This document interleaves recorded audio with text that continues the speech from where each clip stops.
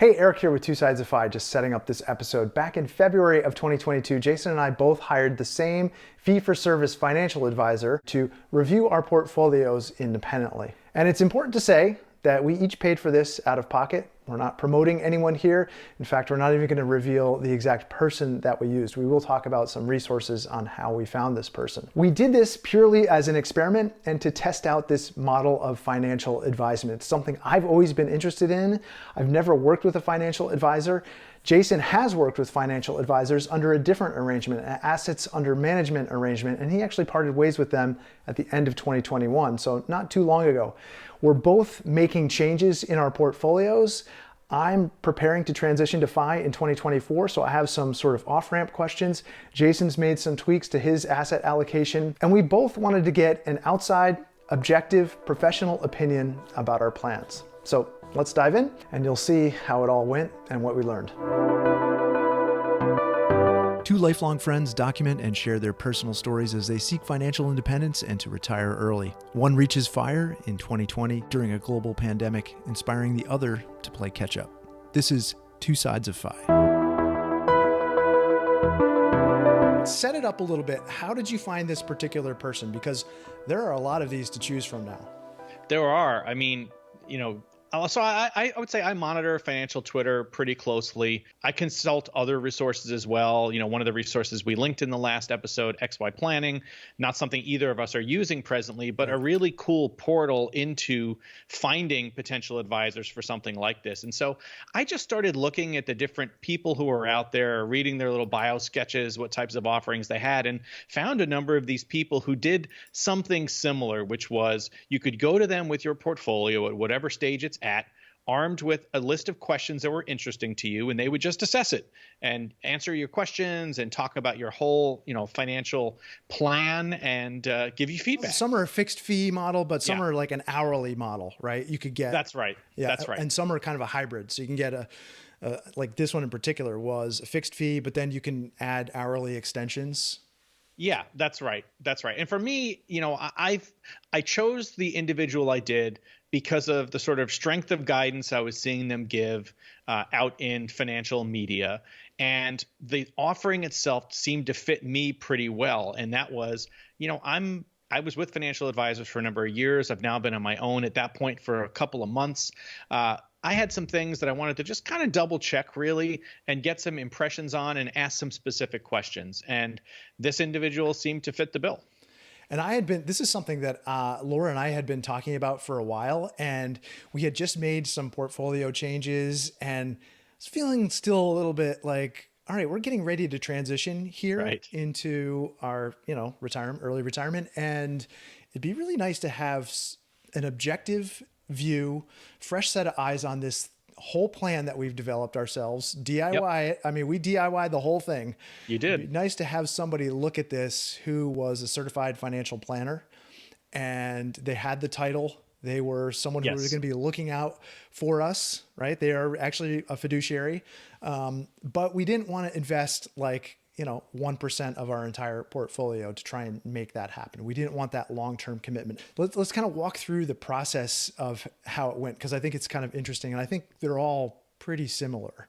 Yeah, they seem structurally to be the same where, you indicate your interest and you pick the time using their web calendar for an intro call. And that's the level setting. This is what I offer. Oh, this is what I'm looking for. If that lines up, great. They explain the fees and all of that, and then send you some material to fill out. And that was, here's the basics of my portfolio, just like you would signing up with any advisor, an opportunity to list the questions you had. And then they asked you some questions that you just had to sort of give answers to. So not very much work. If your portfolio was organized, it took me maybe half an hour, 45 minutes to put that packet together, send it off.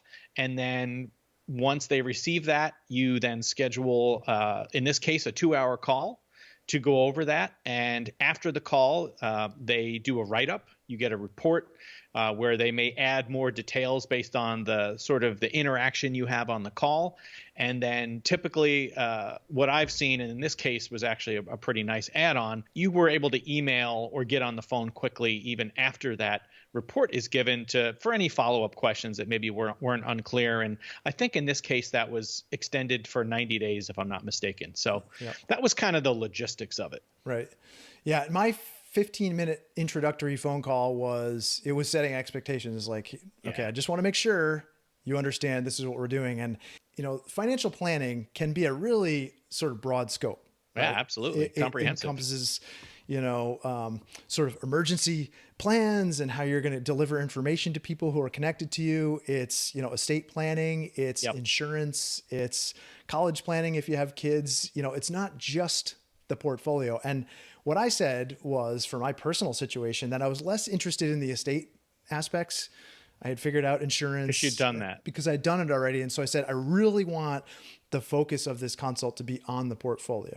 It took me a little bit longer than 45 minutes to upload all of the documents. And I was very precise in how I was filling out. I mean, I came up with like a 4-page list of questions basically. And I think... Oh, did you send that or did you cut it down? Yeah, no, it was supposed to fit in this little box. And I was like, I got way more questions than are going to fit in that little box. I was see, now we understand what happened here. See attached. You're that guy. See, now you're making fun of me in the last episode, showing up with the plan for my financial advisors. I don't know. Maybe, I'm going to get my money's worth, man. Yeah, apparently. I always think that the quality of information that you receive in return is just a function of the kinds of questions that you ask. And I think I agree. This particular check-in, I mean, it was kind of open-ended in terms of what it left you these boxes and said, I'll put your questions in here. Yep. And you and I are people who have thought about these portfolios and, planning. We're natural planners by nature. So we're naturally going to have a lot of questions and things that we've thought about for a long time. But someone coming to this for a first time may not have thought of all of these things. So I thought it might be interesting to kind of talk about some of the maybe the higher level questions that you had. Sure. So I didn't have pages of attachments, but I did recognize that I had a lot of things I wanted to check on. And I definitely found myself trying to pick and choose as to what was most important and not just kind of reaffirming things that I was pretty sure were the case. But I did pick some heavy hitters. So the first that comes to mind is, as we talked about in the asset allocation series, I was about 80%, equity and 20% fixed income and cash. And I had already decided that I wanted to move to a 70-30 model and was about to take the steps to do that. And so I wanted to check in, did you agree, this financial advisor, that was a reasonable approach given my current age, my assets, and my, projected worst case lifespan. Speak for a moment too about, one of the ways that you chose this particular person. Oh yeah, sure. That's a great point. So a couple things, in addition to, as you rightfully pointed out, I wanted somebody, ascribing to the CFP standards, certified financial planner. I also wanted somebody, candidly, who was a little more conservative. Right. I see a lot of merit to like a Bogleheads type view, but so I was looking for something like that. But in addition, somebody who would be, maybe tough with me on, not trying to kind of push myself out on the risk spectrum, because I knew that some of the things I had in place were a little farther out in the risk spectrum. And I already just had decided I wanted to pull them in a bit, particularly on the fixed income side. But I wanted somebody to kind of hold me to task on that. And so that was definitely part of my decision-making process. And it reads in the questions I asked. So for example, to that very point, I know some of the things that I had in my fixed income bucket were definitely farther out on they were the going to be spectrum. Offensive to this guy. Yeah, right? like, preferred stock funds and things like that, which are, interesting from a diversification standpoint. But I knew, or I suspected at least, that I was going to get told, you're going to want to get out of that. So I wanted to ask about that. Did you disclose that you had developed this plan with other financial advisors? I did. I was very upfront and said that I'd said I'd had a good relationship for 7 years or so with financial advisors. I decided to go out on my own, and here's the questions I have in taking this on myself. That's how I put it. Okay. So I did. I listed those funds and the specific questions I had about their role in the portfolio. Yep. I also specifically asked about a couple of higher expense ratio funds that I had, particularly in my international holdings, and some thoughts I had as to what I might do with them differently. I also asked about how much cash to hold, because, as you know, what you and I have discussed before, I typically kept around 10 to 12 months of cash. He must have hated that. Well, I mean, at least I projected an awareness that was a little light. And, I'm thinking back to our conversation with Fritz. I talked about wanting to move to 2 years of cash. So I 10 threw to that 12 out years, there. please. How do you feel about 20 years of cash? No, 2 years of cash.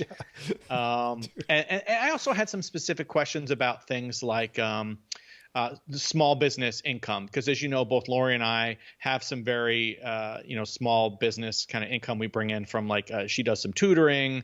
I do a little bit of consulting occasionally, and maybe there's not a huge planning opportunity there, but wanted to ask questions around IRA and solo 401k strategies for these small businesses. Okay. And then finally, I guess the last really important question for me was just laying out my withdrawal strategy.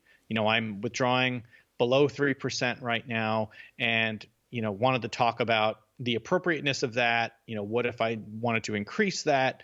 So just some different thoughts that I had on that. I'm going to tell you some of my questions. All right. So I had very pointed questions about my asset allocation, because I told you I'd just come off of that reallocation into bonds. Yes. And one of the reasons why I really liked the person that you had selected was because a lot of his expertise is in bonds. Yes. So he has a lot of kind of knowledge around fixed income. So I had done my own research, and part of this was proving, okay, do I know enough about bonds to be making informed decisions here? And so yes. Some of the questions that I was asking were very pointed in terms of, okay, if I hold this fund for the duration, I'm still going to come out okay, right? Questions like that, which are probably very simplistic for him to answer, but it did start drawing out other discussions, about treasuries. Okay. And I know we're going to get into this, but that kind of helped seed some other conversations. So lots of asset allocation questions. I had questions about my business residual income, as I transition, and the transition questions were kind of, honestly, they're deflected a little bit, which we can discuss that. Yeah. I had questions about Roth conversion strategies at present and future. I had tax efficiency questions, like, okay, I have these things here and these things here. Does that make sense? And really some very detailed things. I had questions about the rising equity glide path or a bond tent, because, I had been doing all this research. So I was like, okay, I'm just kind of testing my knowledge against someone who has a really objective view. Rebalancing strategies I had questions about. And then I really wanted to stress test our asset allocation and our withdrawal percentage, which is higher than yours. And I put in all the documentations, like, here's exactly what we plan to do. The withdrawal rates plan to be 3.3%. And, here's our asset allocation. And what do you think, kind of thing. And so we uploaded that, and then we scheduled a phone call, and then we have the conversation. How did yours go?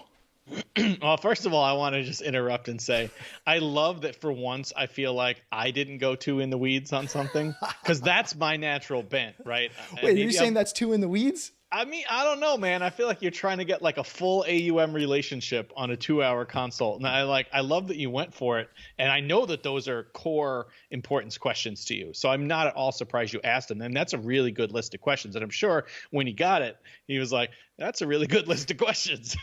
I'll tell you how it went, though. I'm excited to divulge it. I can't wait. No, I mean, so my call. So I would say that this individual has clearly has a framework that they like working with. And I suspect that has something to do with, the broad range of people that probably approach them. And I suspect it's weighted towards the earlier stage. And so it becomes important to talk about some of the things that you weren't so interested in. And honestly, I wasn't either. And I had said the same thing, right? Okay. Estate planning, life insurance, umbrella insurance, things that, you and I have talked about before that we're very comfortable with, that we put in place. And so we moved past that stuff relatively quickly. I mean, maybe we spent a little bit longer on it than I wanted to. And he did raise a couple of good questions on insurance that I hadn't really thought about before, but they were easily kind of moved past. Like what? So we did spend a very large amount of time, in my case, maybe not on portfolio nuts and bolts, but on my bit, and we saved that for the end, basically. But my higher level questions on overall asset allocation, and by that I mean stock to fixed income ratio, withdrawal rate, and withdrawal strategy. And I did get the conservative opinion that I was seeking. Yep. And that was a good thing. It did have me asking a lot more questions because, I honestly hadn't considered some of the moves that were being proposed. Well, let's get into it. Like what? Well, I mean, one of the things that came up was, so you're talking about holding 30% fixed income, which I have since done, by the way. But you also have a mortgage, and you have one of those great low mortgages. You have yes. 2.6%. Mortgage is a negative bond. Right. Mortgage is a negative bond. If you're holding any appreciable, like basically this individual's opinion, and they're not alone in this, others have written about this. If you're carrying 100% stock, you're earlier in your journey. Well, carrying a mortgage makes perfect sense because you're able to put that much more money towards your portfolio. You can handle the risk, and you're driving for a total return at that point. Well, the situation's different if you're like me, for sure, where I'm not even bringing in income anymore. Right. Outside of my assets, really. And so holding a bond is sort of like you're locking in a downside on your portfolio. So why not just pay off your mortgage and take that off the table, and now you can feel good holding the bonds that you hold. And I earnestly did consider that.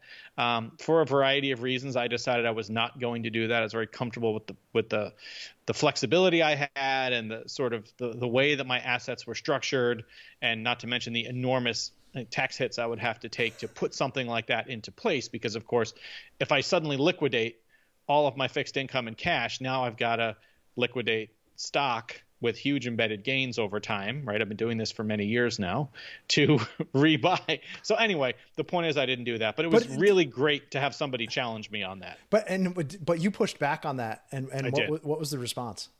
The response was, well, I mean, that's a decision you can take, but let's talk about the risk in your portfolio. So, okay, maybe 70-30 is okay, but you need to be willing to be very flexible on spending, or on the other hand, bringing in more income. And both my wife and I are comfortable with either of those things. We've built in plenty of buffer in there to pull back if we have to, and we're both willing to look at means to bring in more income if we have to, in sort of a tragic, very prolonged downturn, because we have good coverage of quite a few years where before we would ever have to touch stock. But if something really, never before seen happens to the U.S. market, then we might have to do something different. So he was pretty clear that we had options. On the other hand, something I know you guys would have talked about because you asked about it was, well, rising equity glide path. Just flip your portfolio around, go much bigger on fixed income,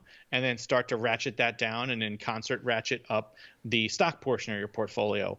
And we did talk through that again, and it's not something that I'm going to be doing. Totally not appealing to me at this time. It's not appealing. I'm comfortable. Go to 30% stocks and 70% bonds right now. Yeah, not going to do it. No, I felt like this was one area where I felt like it was a little bit too boilerplate.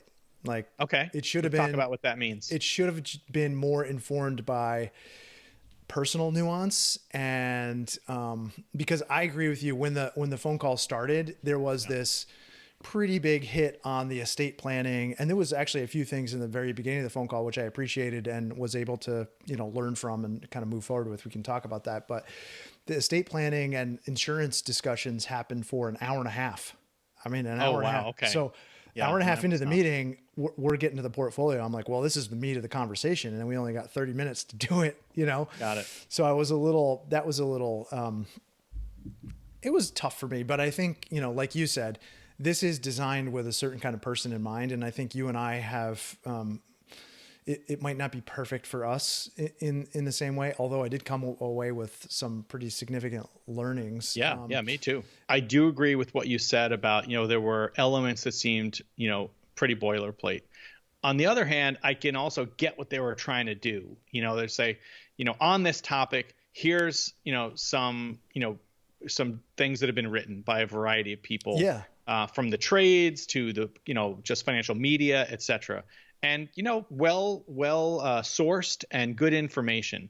And I suspect that stuff is super necessary for a lot of people who either aren't as far along to, I think that's the point you were trying to make, in their sort of journey, where that's newer information to them, and you're sort of trying to balance that with customizing feedback based on an individual circumstances. And I think that is going to be one of the big differences between working with somebody for a longer period of time versus dropping in and getting information. And you said that in the episode about my financial advisors. You said you could do an hourly consulting or a project-based thing, but are you going to get the same degree of personalized information that you got from people that work with you over the years? And of course not. No. Yeah. Well, maybe not. Of course not. My expectations are always like up here, and then I just have to gauge them a little bit. And that's, I understand that this isn't meant to be an assets under management level of consultation, but it doesn't mean that I'm not going to try and ask the pointed questions to get the things out of the consultation that I need to get out of it. Like disability insurance, we spent so much time on disability insurance, and I'm like, look, just not interested. Like we're self-insuring here. Yeah. This is what it is because we have this passive income that's coming in, and we consider that to be a relatively stable thing. He's conservative to the point where it's like, well, the worst case scenario is this. And that's what I always plan for. And I appreciate having that perspective because it's not the first place that my brain goes. Yeah, I think, Eric, it's a good point. I think it goes back to something that you've said previously with, you don't want to take all your advice from Reddit, which is over here on the risk spectrum. You don't want to take all your advice from the Bogleheads forum because it's over here on the risk spectrum. And, this individual is clearly more towards that end of things. Definitely. And I had many of the same, when we were talking about asset allocation and drawdown strategies, my asset allocation was far too aggressive for him. I had a 70-30 portfolio essentially. And my drawdown was a 3.3% is what I was planning on. And he's like, whoa, I mean, that really scared him. You were below 3%. And I was. 2. Yeah. And he's like, oh, yeah, which is fine. And I get it. And the discussion went to the same place that it went with you, which was, look, this may work, but there's also a chance that it may not. And you have to be comfortable with the probability associated with it not working. And,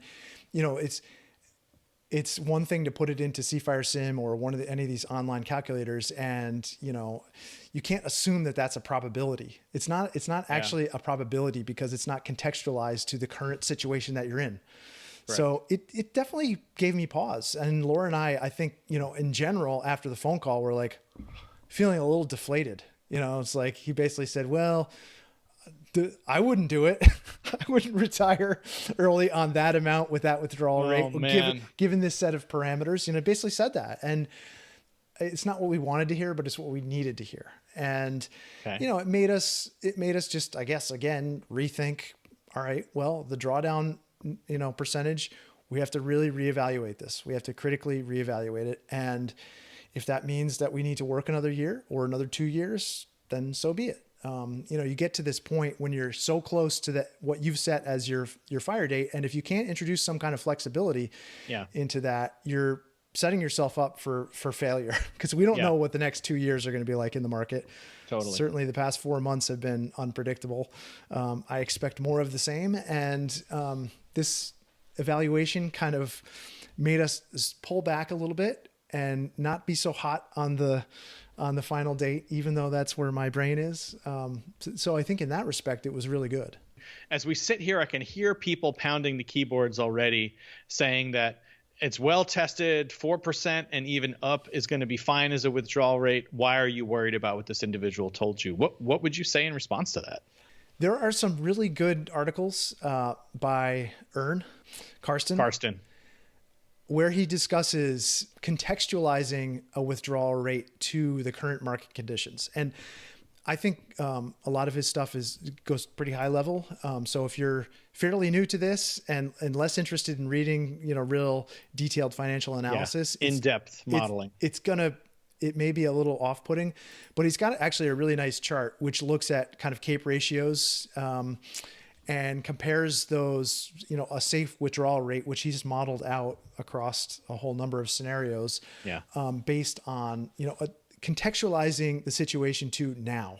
And if you look at those, 4% does not work in those scenarios. I mean, there's a failure rate that is higher than 10%. And I mean, I don't know. You have to decide personally if you're comfortable with that. And, all of these things are subject to your own tweaking of the dials. If you're someone who Totally. can reduce your spending, in a time of crisis, a bear market, extended bear market, and you can reduce your spending in half, like you can still make it work. It's not like Totally. it's not like you're not going to notice the failure point before it happens. I think if you're someone who keeps optics on their portfolio, it's totally possible to manage this. And I think that's one of the themes that came up in this consultation. It's like, hey, if you're willing to be flexible with your withdrawal rate, spending, then you can probably weather almost any storm with this portfolio that you have. But I'm just here to tell you that there's a lot of risk associated with it. And like, even with the 70-30 portfolio, I was shocked. Like,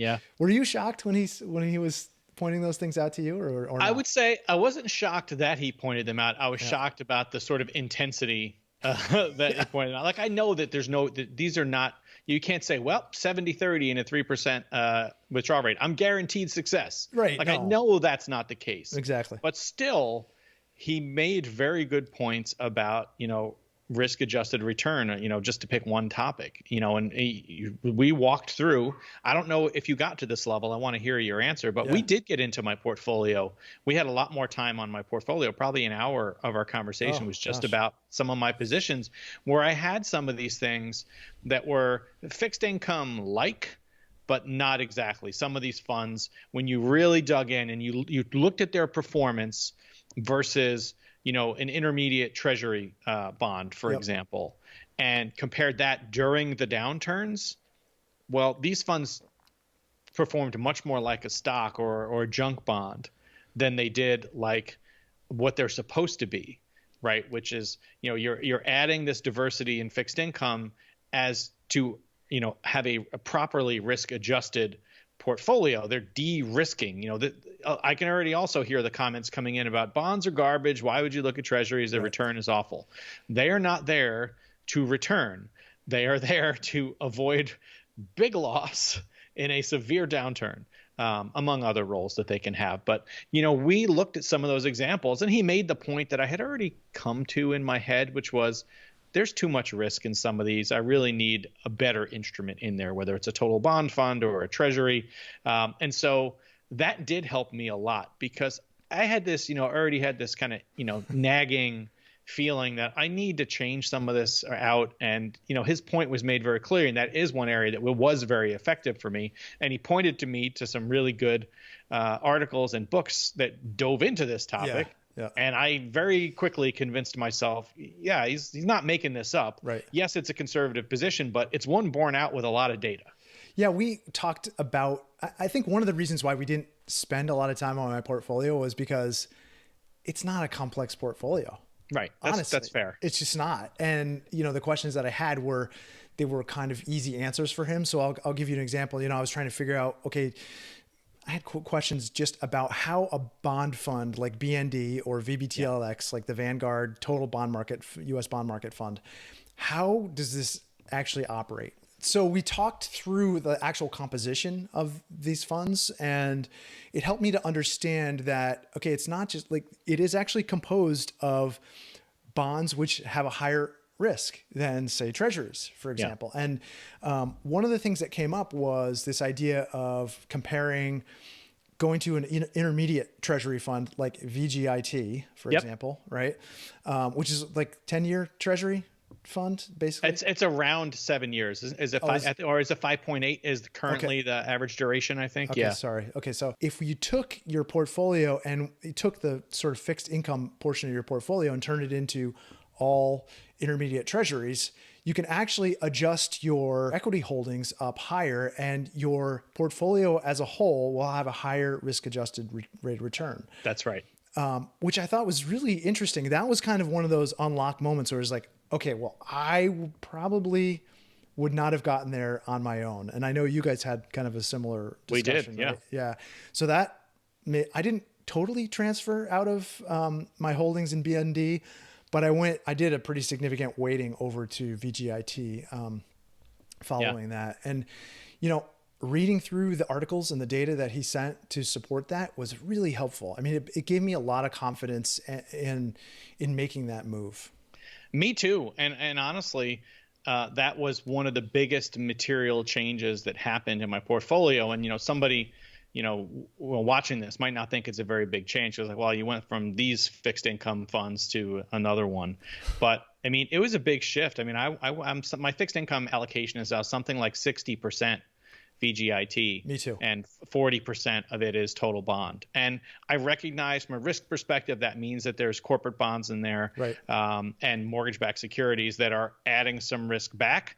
But, I talked about that. That was one of the follow-ups we did. We haven't gone into detail about that. But, when I sent some questions after the call and I sat with the report and digested it, it's one of the things I went back with. Well, what about 60-40 or 70-30 treasuries and a total bond fund? And we had a quantitative discussion about what that meant at a portfolio level, and I was okay with that. Yeah, right. No, and I'm in a similar place. I didn't actually think it was possible to buy something more boring than BND, but VGIT is actually more boring.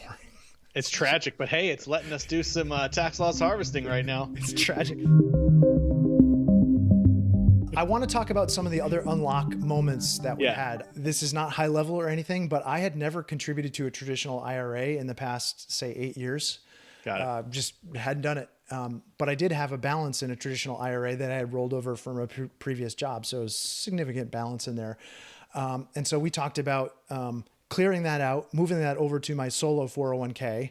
So my traditional IRA would have a zero balance, and then contributing for both 2021, last tax year, and this tax year, $6,000. So contribute $6,000 for 2021, immediately or next day, roll it over into a Roth. Backdoor convert. Yeah. So just do that backdoor conversion. And it was not really on my radar because I'm like, well, if I'm not going to get the tax deduction for contributing to a traditional IRA, why would I do it? But that's the reason you do it, because you immediately roll it into your, Roth assets. And you and I didn't have access to Roth contributions just because our incomes were exceeding the limit. I think basically for as long as they had ever existed. So it wasn't really an option for us, but this is a way to unlock that. So that was a really nice change. So both Laura and I both did that, made those contributions. Yeah, I think that's a really good one. And it does sort of relate to my situation where I asked about the small business income. And, both of those, little pieces of income are enough to allow us to make, contributions, and our income is low enough we can do Roth. But we did also talk about, creating solo 401ks or solo Ks for both of us, moving our traditional IRA assets in there. Because if our incomes do increase, we would want to take advantage of the same mechanism if we couldn't do direct Roth conversions. And so I'd never talked through that before with anyone. I had a good follow-up conversation with my CPA who does my tax returns about that. And so that was really good because that was not something I was looking into at all. Yeah. And if you are a small business owner, I talk to a lot of small business owners just through my own business because I consult with other architects and interior designers, but it's got great benefits just in terms of, you can capture an employer contribution and an employee contribution, and the employer contribution can be up to 20% of your business income. Lots of details to look into there, but it means effectively in a year pre-tax, you can contribute up to $61,000 in 2022 to a retirement account effectively. Obviously that comes right off your top line revenue figure. So it's very, very valuable. And especially for someone like you and Lori, you can not only contribute to your Roth, like you get that because you have earned income. I presume it's more than $6,000 a year, but you can contribute, you can fully fund that, right? Presuming you're below the income level, but then you can also throw in 19.5 as an employee, presuming your income is at least that, to your solo 401k. And as an employer for the solo 401k, you can do up to, 20% of that, the net. One thing we did talk about that was interesting, that didn't really cross my mind, was this idea of buffer assets. So we own our own home. So one of the ideas about can you access cash in a downturn? That wouldn't mean selling, stocks or bonds or whatever. And you could consider taking like a HELOC if you're below the age of 62. And then after 62, I wasn't familiar with this term, but it was called a home equity conversion mortgage. Had you heard of that before? And that's something different than a reverse mortgage? I think it's very similar to a reverse mortgage, but Okay. it's a government backed loan basically. So it's, it's government backed mortgage. So, with a HELOC, they can be rescinded at any time. So that's the real danger, if you're relying on this, and especially in a downturn, and I know this happened in the global financial crisis, those things can be just pulled back on a moment's notice. So that can put you in an even worse position when you're already kind of down. It's not something we're really considering, but I kind of appreciate that it's on the menu of things that I hadn't thought about. Yeah, yeah. So you're not taking out a HELOC to buy more I bonds? We did talk about I bonds. Did you guys? We didn't, because I think I had already made the decision to get the shares allocation at that time. Yeah. Okay. Yeah. We talked about it a little bit. I don't care much about the lockup. That's fine. There's a 1-year lockup on that. But the thing that bothered me about the I bonds is it's taxing situation. When you cash them in, there's no preferential tax treatment there. It's just taxed at whatever your marginal tax rate is. So that's kind of a bummer. Yeah, but it's a reasonable place to put a portion of your cash allocation that you don't need for at least a year, right? From just a pure, especially in an inflationary environment. Is that how you're treating it? You're just putting cash in there? Mm-hmm. Okay. Yeah, I just took. So I'm carrying now.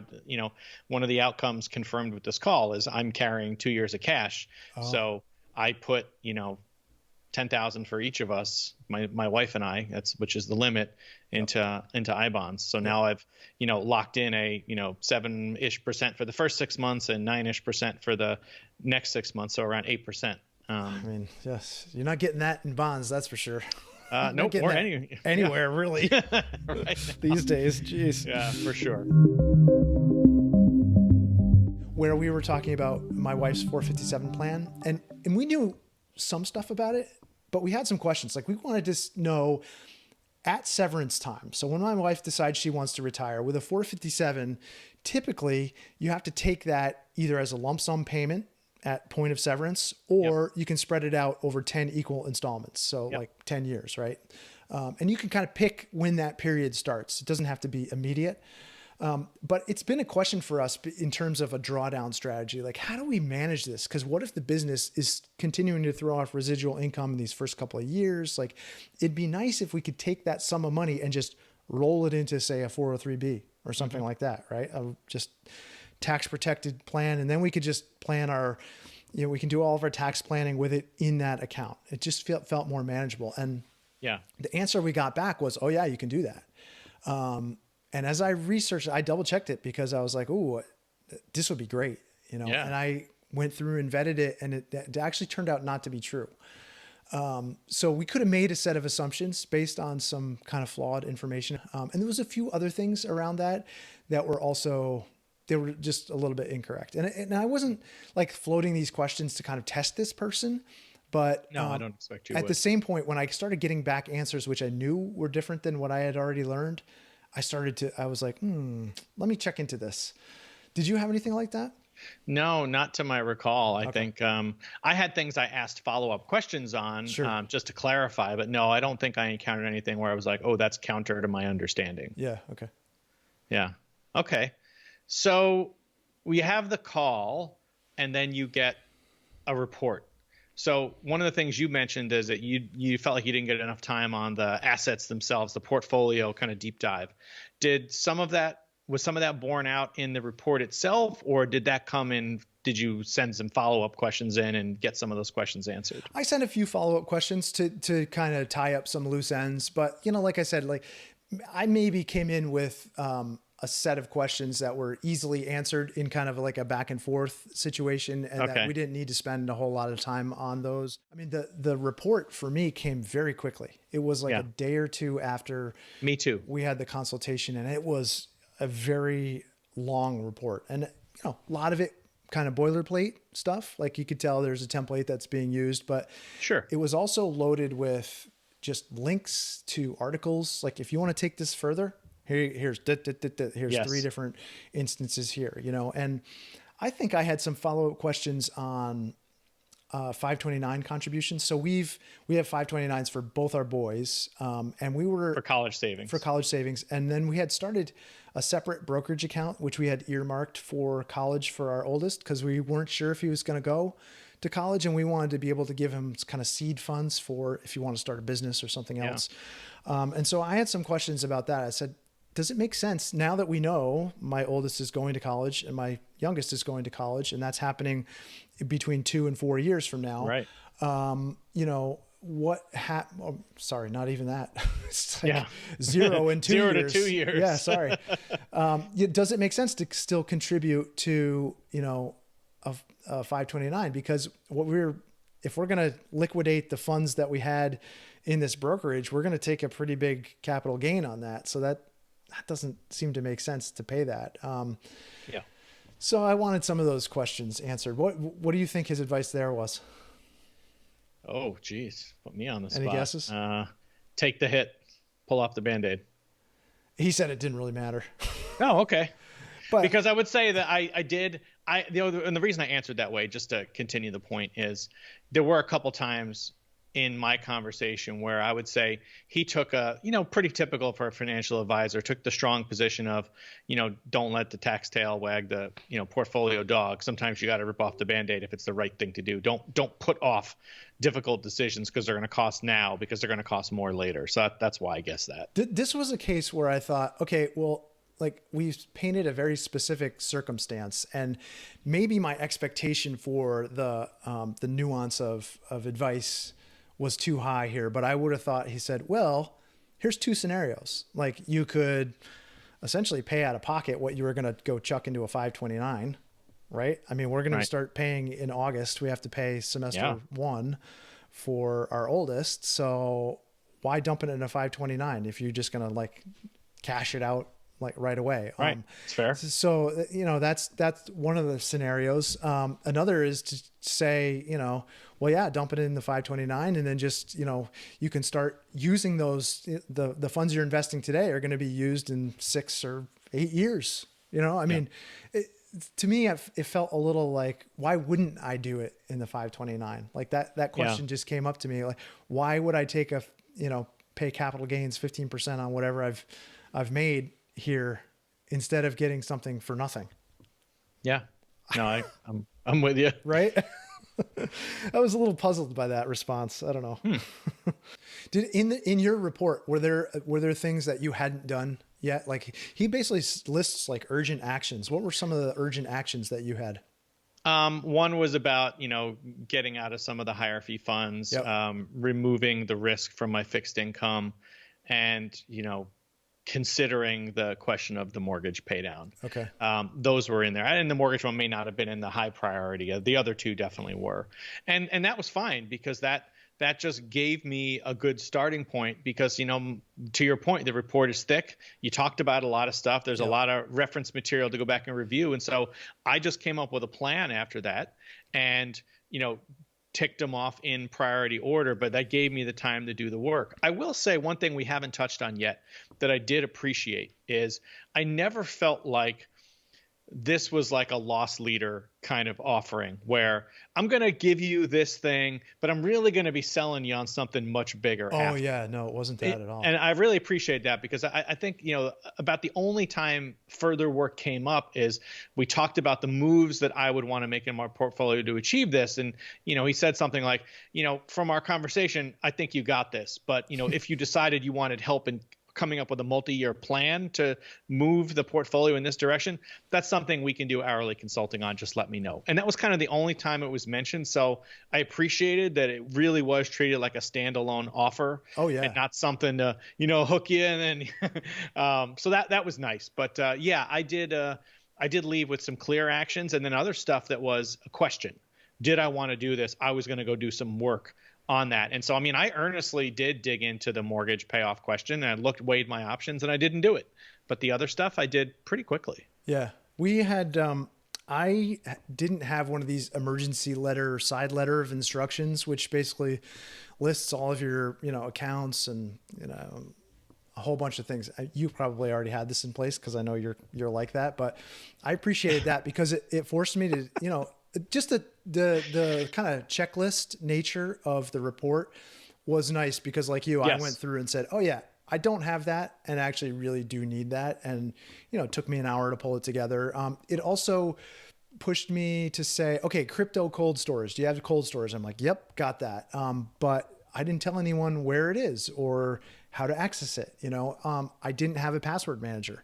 I didn't have that, so I went ahead and I got Bitwarden, and I remember you asked me what I use. Yeah, based on your recommendation, and I love it. Now I can just securely share passwords with people who are in my kind of connected community there. So that was really great. I did rebalance to VGIT from BND, so that, as boring as that is, that felt like a great move because now what I'm going to do is I'm going to start new buys are going to go into buying more stock. So I can change the asset allocation a little bit there because now it's a more, the risk adjusted return of the portfolio can be higher if I made that move. I also changed my international target. So to be more like the global weighting, between US and international stocks. So my equity allocation changed a little bit there. Again, that's a DCA thing. I'm dollar cost averaging into that because I'm still making buys. What did you land on for international? I don't think we've talked about that offline.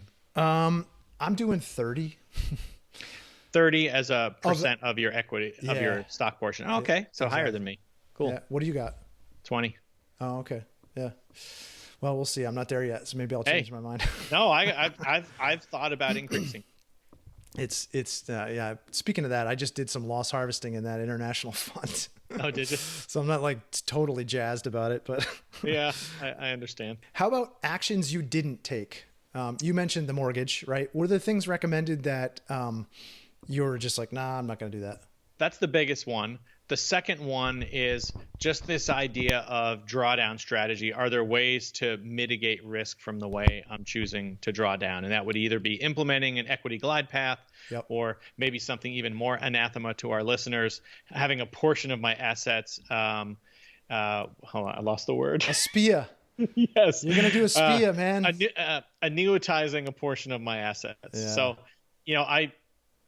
I know enough about both of those options, but I did do a little more work just to convince myself that I was comfortable with the approach I already had.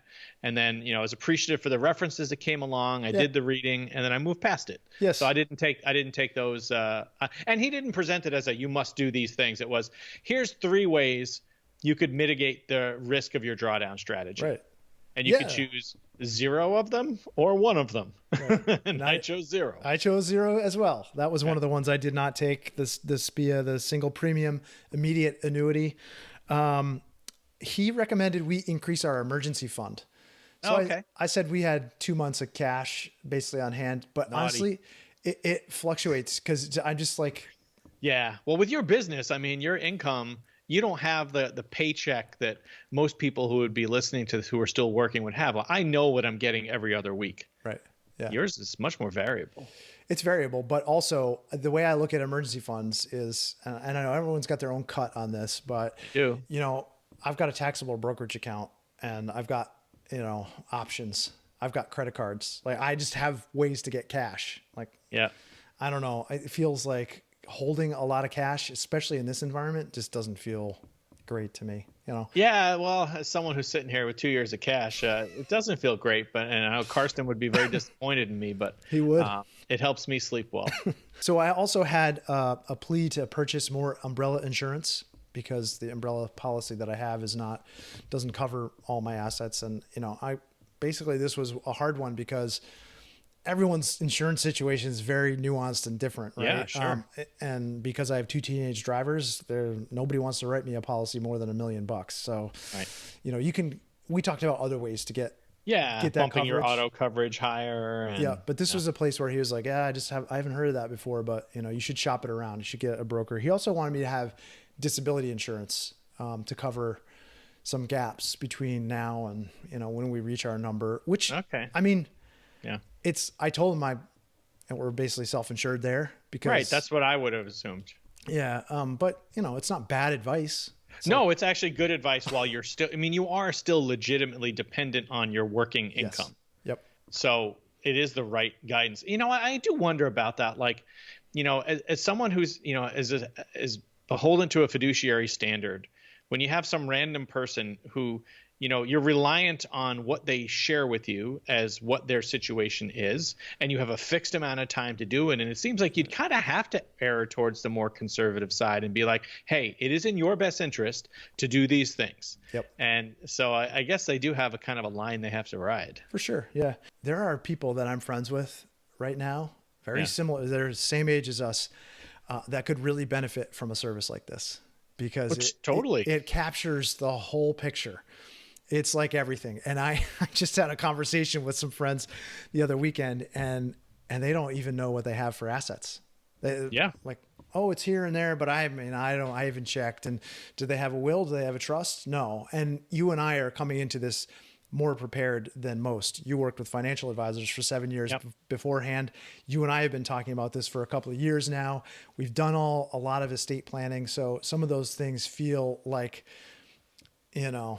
Been there, done that. Been there, done that. Right. But for people who haven't, this could be a tremendous value. Just getting that list, that checklist that says, hey, if nothing else, to say, like, these are the most urgent things on your list. Like, do these 5 things. And the urgent list for you and I, probably not as urgent as for other people, but I could see some people really getting a lot of benefit out of this. I can too, and even people who are very successful by any measure. I've had 2 different conversations in the last couple of months, where I'm talking to somebody who I know to be pretty successful. One of them had been through some good startup experiences. One of them is in a high income job and is very successful in it. And we got talking about the show and what we were doing, and they were like, "Yeah, I honestly have both of them were kind of the same. I honestly have no idea how long it is before I could retire." Right. I'm like, well, not uncommon. like, what? I'm like, what do you, how are you prepared? Like, what are you doing with, you both have kids? Like, what are you doing with your family and take care? Yeah, I figured like we need to get to do some of that at some point, but it's not really a priority. I'm like, you're in your 40s. Do you know what I wonder though? So it's cheap insurance to just get some help on that. Just get some guidance, right? A couple hours worth of effort to get some kind of like high level roadmap. That seems pretty useful. Here's what I wonder. The early triage kind of the onboarding questionnaire, I wonder if that wouldn't trip some people like that up though. Because I think it would, because they actually are asking questions like, okay, what are your assets? Where, like, listing your assets, where are they? What are they? But then it's like, okay, what are your financial goals? And when do you plan to retire? And what do you think your annual spend is? What do you want your annual spend to be in retirement? What's your retirement date? And those are very big questions.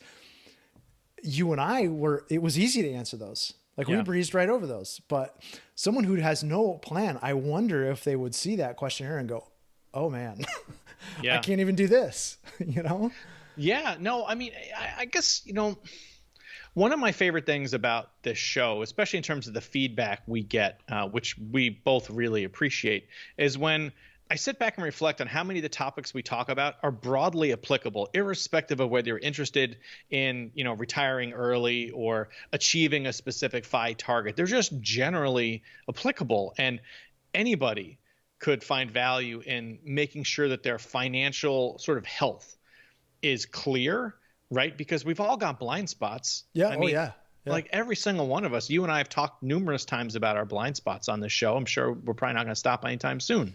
And so, you don't have to have some long-term relationship with somebody managing your portfolio to get that kind of clarity. And yes, you can DIY this whole thing. Neither of us are being paid by anybody to talk on this topic, nor are we going to mention who we work with. That's not what the goal of this is. It's just, as a concept, like knowing where you are and being able to kind of orient yourself to what you might need to kind of address in terms of gaps, like that can only be beneficial. And for you and I, part of the motivation was seeking a contrarian opinion and getting, we want that feedback loop, which forces us to look at the portfolio from a different angle and see it differently. And I feel like I got a ton of value here out of that spend. I wonder if it were someone who were further away from their FI date, like, is this still useful to that person? Or is it better for someone who is kind of further along in their journey, they have more assets. I mean, if you have $100,000 of assets, $1,000 for a consult is a bigger percentage of a portfolio of $1 million, right? So what would you say to that? That's a great question. I think it depends on what level of information you already have. So for example, on the Discord that I spend time on, you're dealing with people in their 20s, sometimes early 30s, who are really well versed in the sort of tenets of personal finance. And they're marching towards their FI goals. And so I suspect many, if not most of them, would probably find less value in this kind of service at this stage, because the fundamentals are in place and it's a simple portfolio and their goals are pretty straightforward. But farther along, as you start to get close to a transition date, even if you're well informed, it's a really good time to sort of look at the nuts and bolts of things and make sure you're comfortable. But for everybody else who's not obsessively thinking about FIRE and really digging in and doing the research, or even knows where to start that research, man, I don't know how many people in your life you've run into like this, but I've found a lot of people who are doing a lot of the right stuff, working hard, getting, increasing their pay over time, but they don't have a clear strategy for investments. It's maybe kind of here and there and not concerted. And maybe they haven't thought through all these, questions of estate planning, for example, and having a comprehensive financial plan. They're going to find tremendous value. The earlier you start taking those decisions, doing the things you need to do, whether it's saving or putting, insurance in place, the better off you are, right? You're reducing risk. And so it's hard to argue that even though a fee, which here we're talking about $1,000 offering, yes, it's a lot in absolute dollars, but it could turn out to be priceless in terms of guidance. I think, as I think about people who I'm friends with, who I could recommend this to, I wonder if they would see that as a barrier. It's like, well, geez, I don't even know how much I have, and I don't know if I need this kind of a service. I just kind of, maybe I should just tally up the numbers myself. I think it might be a harder sell to them. Honestly. I get it. It's just, but it'd be, you and I see the value there. Yeah, it's an individual question that you ask. I think it's a very good one to raise. And some people on the surface would immediately see the value. Others might never. And that's okay. It's an option that's out there for people who decide that it has merit to it. It would be interesting to do one that was specifically geared toward people who are on the FIRE path. Cause I don't think this one was necessarily we talked about that in the initial 15-minute consult, but yeah, me too. Like the FIRE path has its own set of specific circumstances that I don't feel like this was a perfect marriage there, nor was it pitched like that. It wasn't oh, hey, this is your FIRE portfolio check-in. Like, I would be interested in a very tailored service there. That could be a nice next step. Yeah.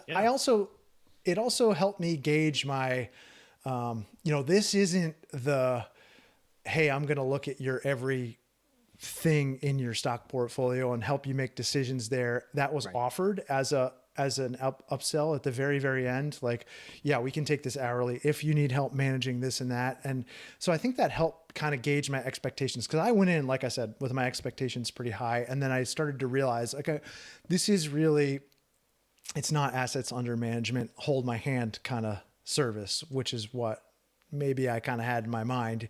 It's more like, yeah, we can do that, but it has to be in this kind of a format. So there's an hourly format where we're working together and, making those and that was kind of the drawdown strategy that I was hoping to develop, and figuring out tax location of funds and things like that. Those really detailed questions were kind of moved into that bucket for me. And that's reasonable. I mean, I think so. Given the number of things that we were kind of reviewing. And I think he was trying to do his level best to make sure we had all aspects of our financial life covered. And, I can't fault him for that. I do want to just kind of say, like, going into this with a very specific set of questions will be helpful to guide the conversation, because both you and I had questions, but it sounds like you were more successful in manipulating it to be like, okay, just around these things. And maybe it's just because of your circumstance.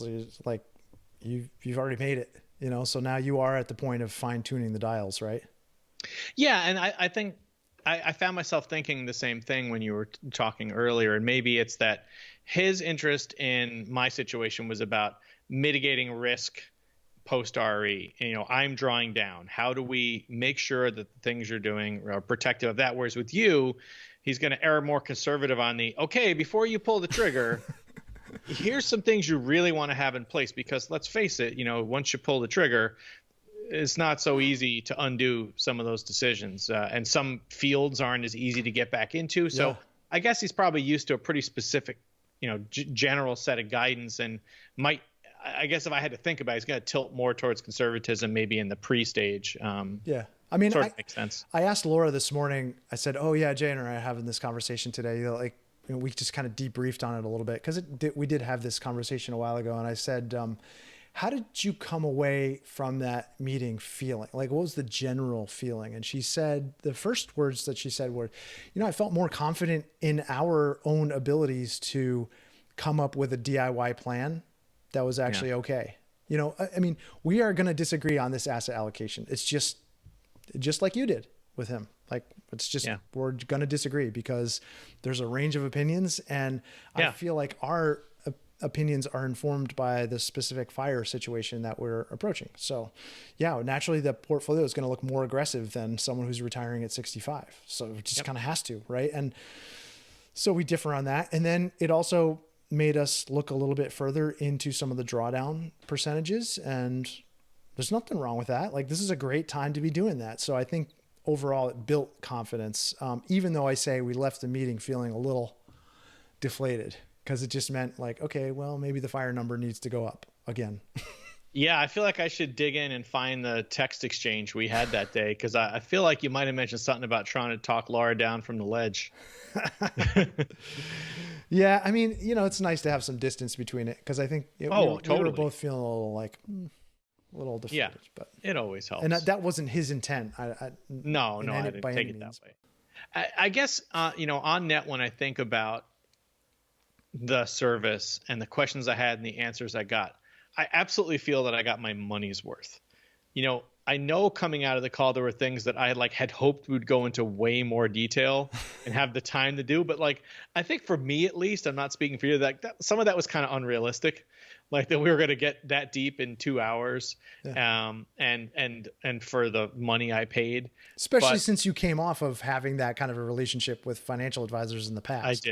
I did. But on net, I was very pleased. I really appreciated the opportunity to ask follow-up questions and still get very good answers, even though the check had been written already, right? I'd already paid online for the service, which very was responsive. And I like. I mean, I'll be honest with you. I thought it was 90 days that you could check back in, and I think I'm right, because I sent a question even just yesterday, following up on some specific thing that's very relevant now about one of the recommendations. And you're giving me a hard time about giving a list of questions, dude. No, it was but I mean, he responded very quickly. It was to the point, and it was perfect. Yeah, cool.